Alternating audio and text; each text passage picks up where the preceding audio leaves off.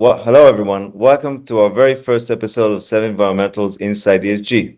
We'll be engaging with leaders in the sustainability space. The series aims to provide a clear view in the ever-changing landscape of sustainability practices with a particular focus on the challenges and opportunities business face as they integrate sustainable practices in their operations. I'm Doron, the marketing director for Seven Environmental, an innovative ESG reporting solution focusing on AI-driven data collection and sustainable supply chain. For our first conversation, I'm very excited to welcome Grant Davis. Hey, Grant. Hi, Doron. Great to have you. A thought leader in sustainability and compliance, Grant brings years of experience in the field of sustainability, reporting, and environmental regulation. Today, we'll dive into the impact of the upcoming CSRD regulations on sustainability reporting and discuss what companies should anticipate in the coming years. Hi, Grant, again. Thanks for joining us today. Before we jump in, could you share a little bit about yourself and your background? Yeah, for sure. Thanks for having me. I've been, as you said, working in the space for a little while now, but I was a management consultant at a company called Bearing Point in the UK for 5 years or so, where I got a good grounding in business transformation, business improvement, etc., and understanding what businesses, I suppose, cared about when it comes to making change. But I wasn't involved in sustainability at that time, and it wasn't particularly big back in 2019, as big as it is now. But I went to go and retrain in sustainability as such. I did a master's degree in the Netherlands, and then I've remained at Maastricht University for the past 4 years or so, working in the sustainable supply chain management area there.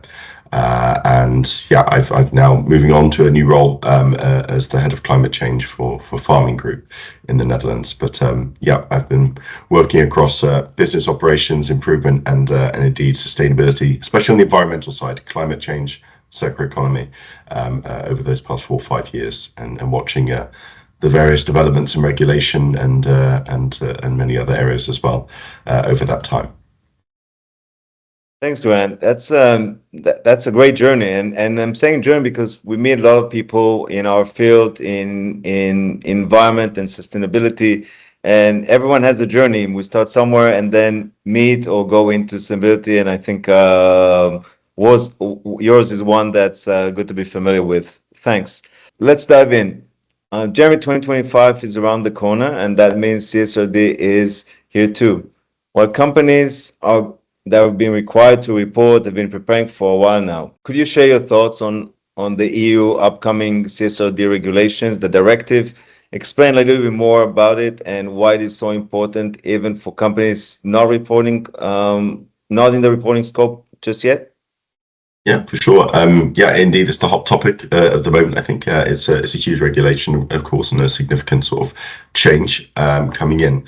So and January is not far away. I think CSRD overall, maybe to just sort of go from a background what it's aimed at. It's a development from the non-financial reporting directive, the NFRD, which was in place before, which covered certainly not all of the CSRD scope, this now fully covers E, S, and G, so environmental, social, and governance topics, in quite some depth. So there's 5 environmental sort of focuses under there, with climate change and pollution, biodiversity, and circular economy and resource usage, I think more as well.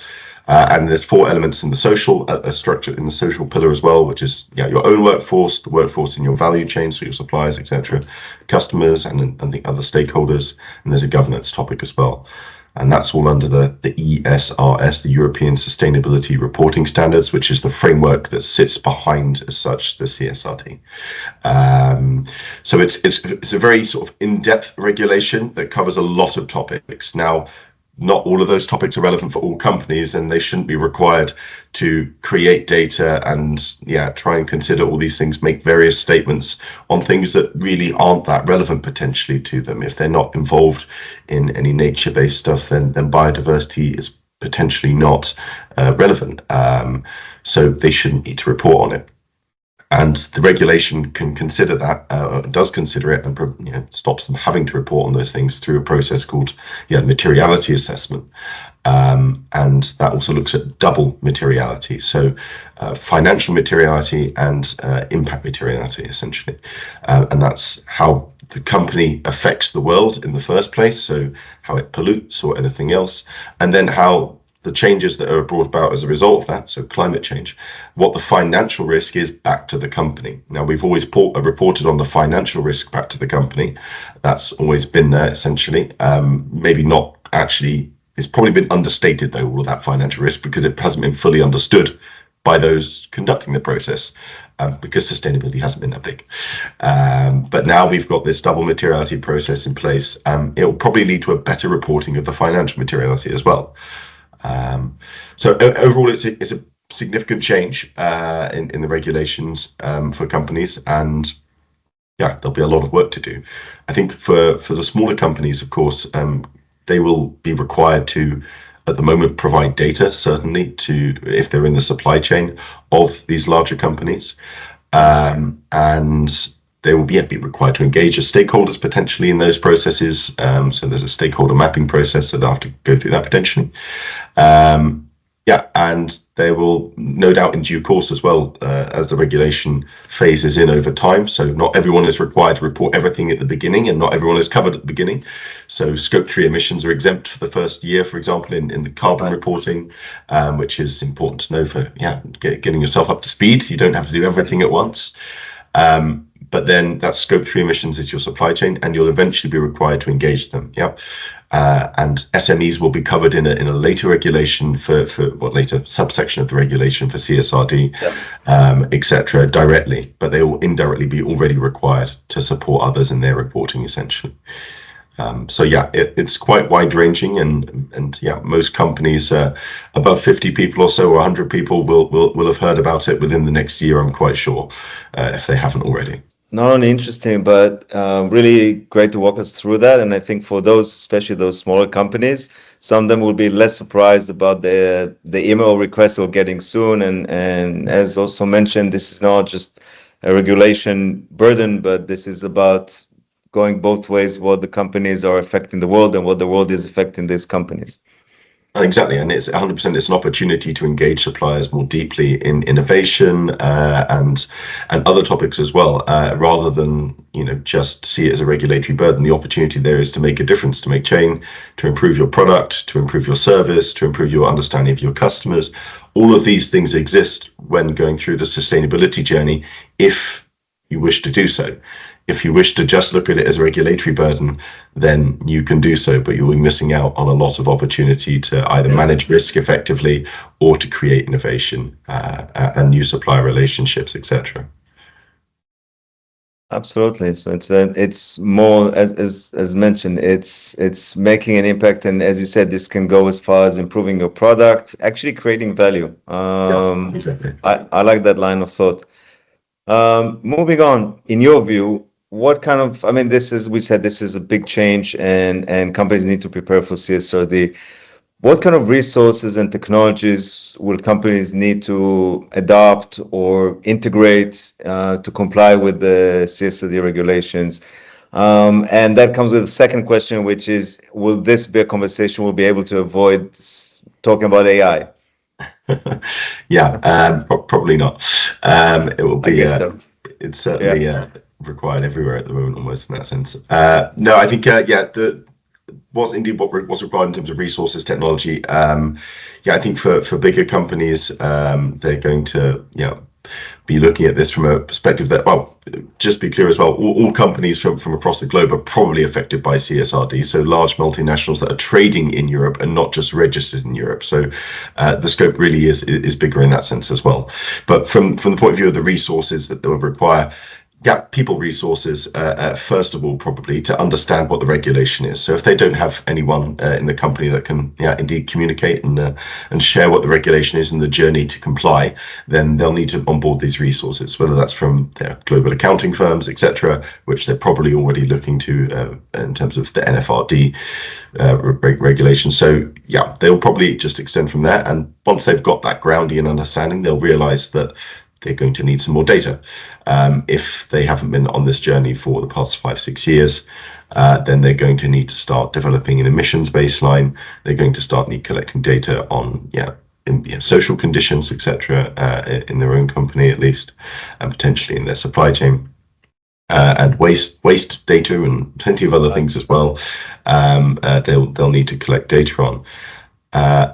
And most companies, you'll probably start out with trying to create estimations, and the regulation allows for that. It allows for creating estimations rather than real data, i.e. asking a company for their product carbon footprints.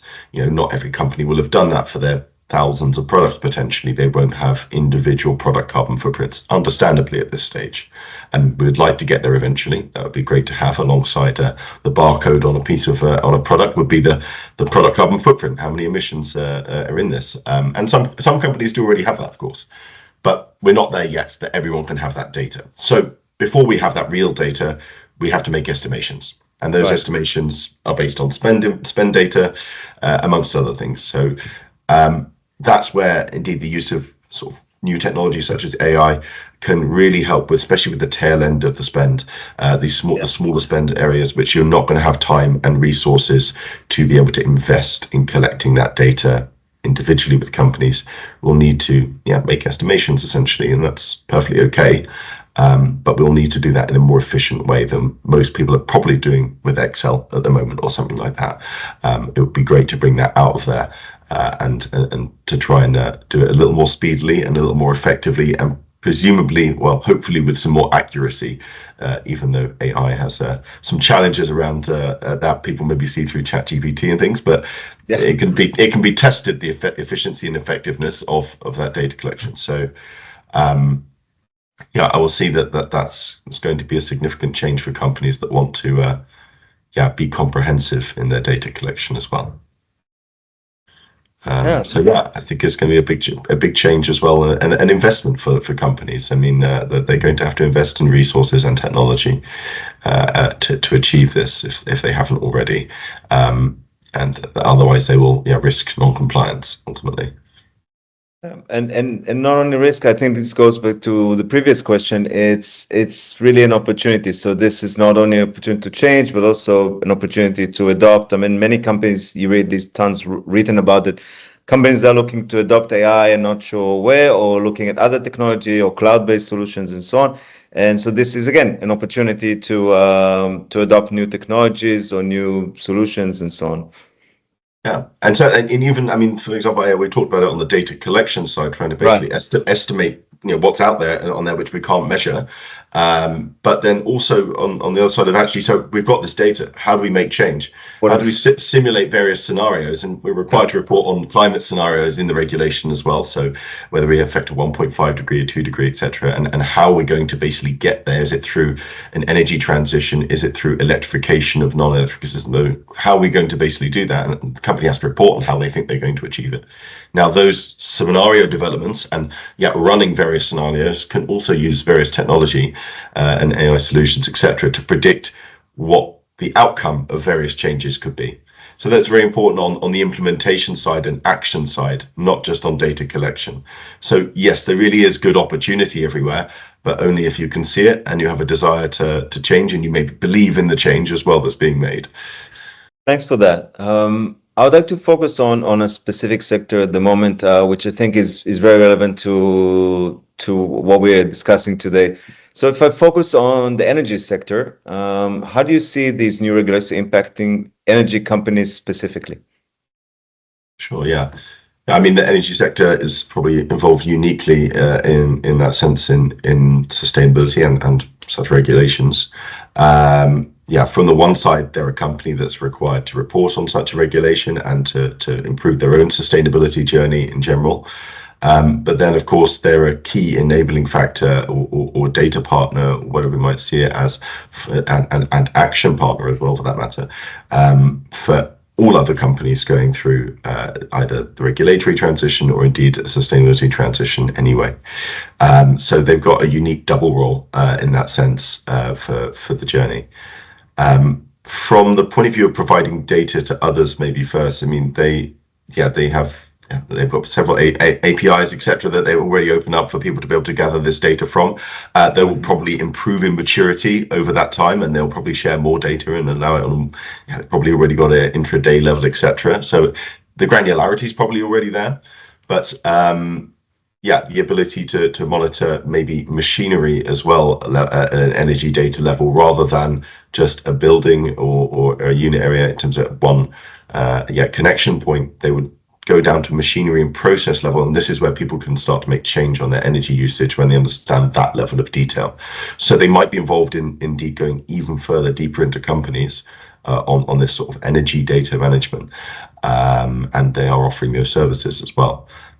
Plenty of financial gain can be had there, of course, as well. So that's it's great to see. Now, of course, on their own journey, they probably got some of them have got a long way to go, some of them have less way to go, again, and different maturity, but they're required to provide a lot the same data. And there's there's separate sectoral regulations, etc., among many areas which they will need to comply with. Not yet under CSRD. It's still only on the sector agnostic regulation, but there will be sectoral guidance for them as well in due course. I think that's been delayed a little bit due to, it was more complicated than they originally thought, which I think the rest of us could have probably guessed. But there will be certainly more sectoral guidance there for them going forward. But they've got a journey as well to report on the same things that the other companies do. And whilst they might be well prepared in providing their own energy data to others, they might not be well prepared internally with their own governance structures, their own supply chain, their own energy usage even. Maybe I don't know fully myself, I'm not in the sector, but they're certainly going to have a significant journey as well to be able to get up to speed. And I think the other challenge maybe is essentially the energy system itself is what's changing. So yes, they're part of a socio-technological and governmental system, which requires new regulation coming into how they do that, whatever they do, and not how they do whatever they do, but how they run indeed their business today, whether that's through indeed the deployment of renewable energy, or whether that's through building new nuclear power stations, etc. There's plenty of political discussion which is going on that's changing their strategy probably over the coming years as well. So there's a lot for them to get used to, I think, and it's probably quite a tough time to be in that sector and trying to make change. But it's certainly required that they're part of the journey for everyone. Absolutely. That makes a lot of sense. And we'll definitely be waiting for specific sector guidance. And I think for energy, it is interesting as they have many stakeholders, I would say. Also, as you said, the government part, I think even the general public and obviously their shareholders and so on. And obviously there'll be steps here between EU and non-EU and companies. So we have a lot to look out for. Thanks for. I was going to say just maybe one more thing there, because I think the infrastructure part is key, actually. I think the sort of grid infrastructure and everything else, this is what's largely not been upgraded at the same time in many companies to deal with renewable energy.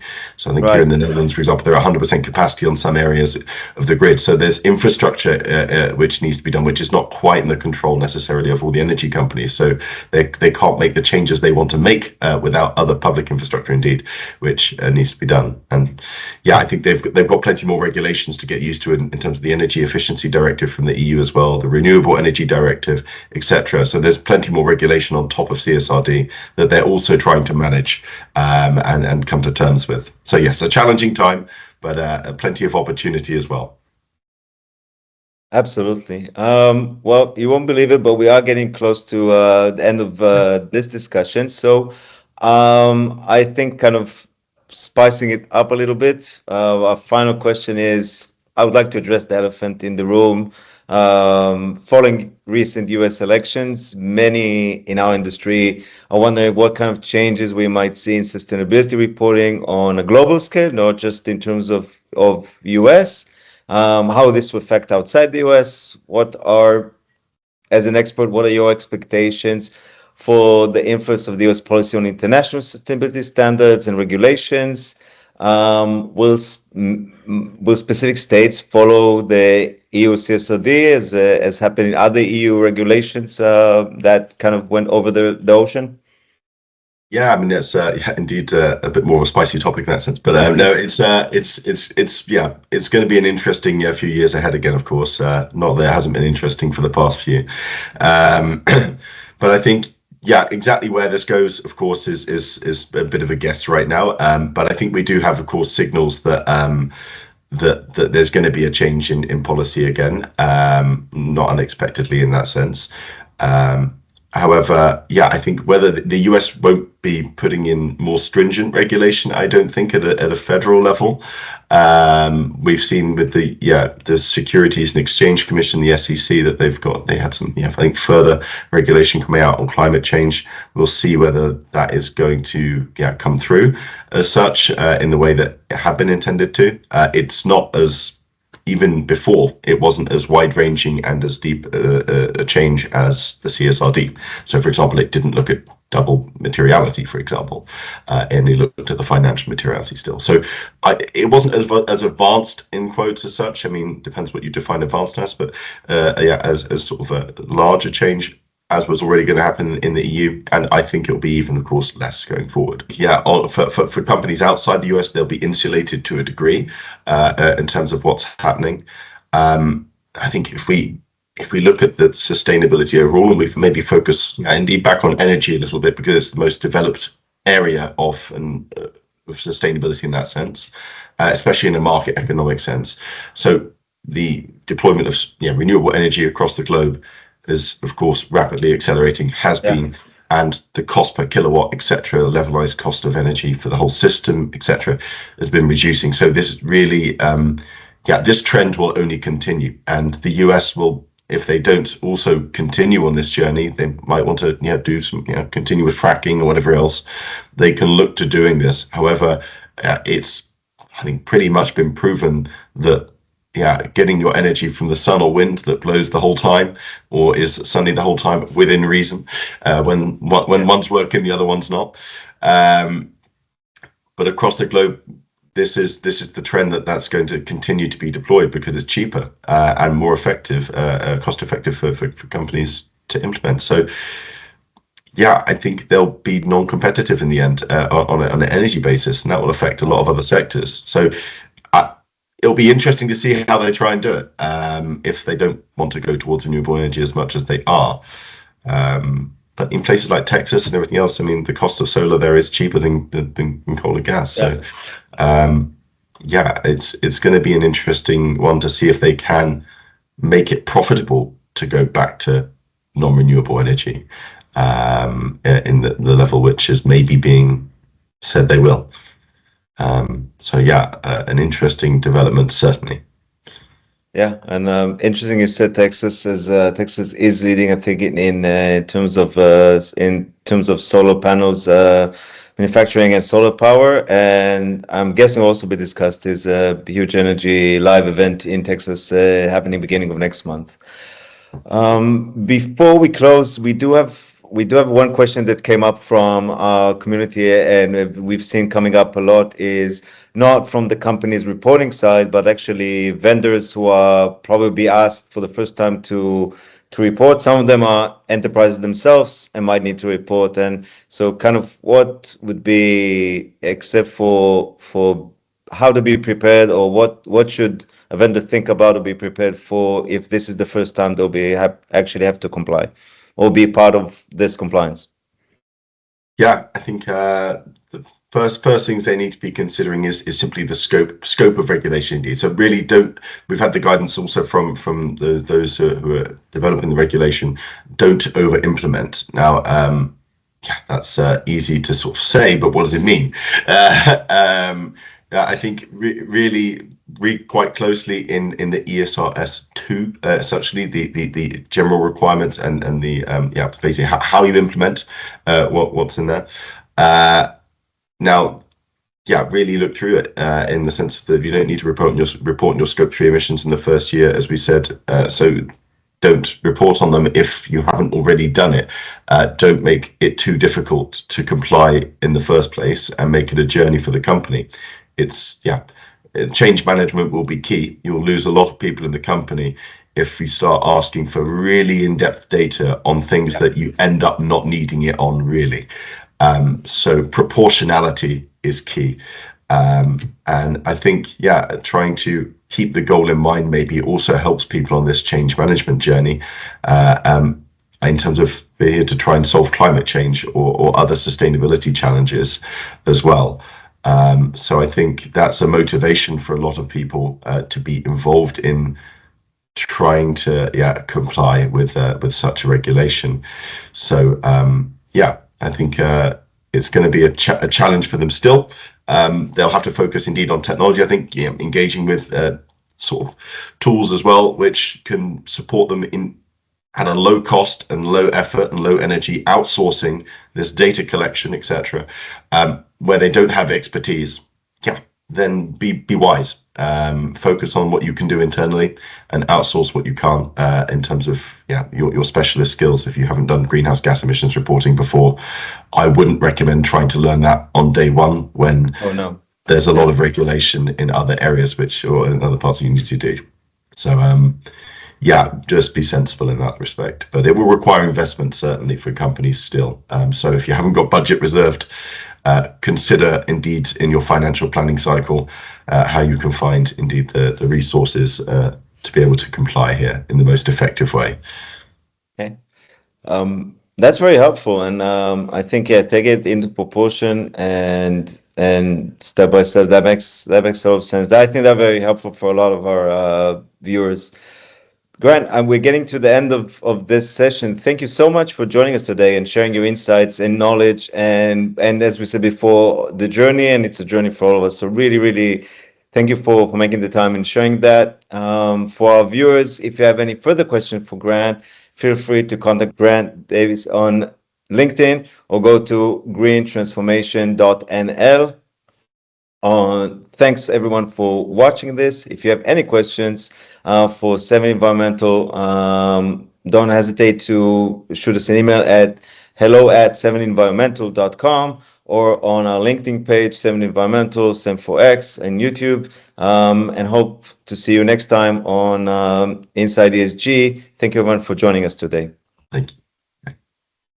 Thank you, Grant.